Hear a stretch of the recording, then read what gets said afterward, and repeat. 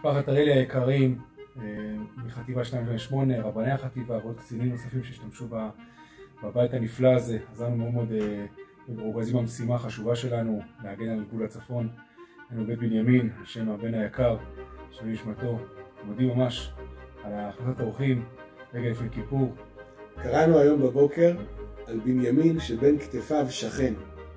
אשרינו שזכינו להיות איתכם ביחד, כל אחד לפי התפקיד שלו ומקומו, אבל ליצור שכינה אחת. אתם על ידי שיצרתם לנו בית ומקום ונכונו להיות בו, ואנחנו המשכנו במשימה שלנו שהיא משימה לאומית, כדי שתחזור שכינה לציון. בכך נהייתנו שותפים ביחד.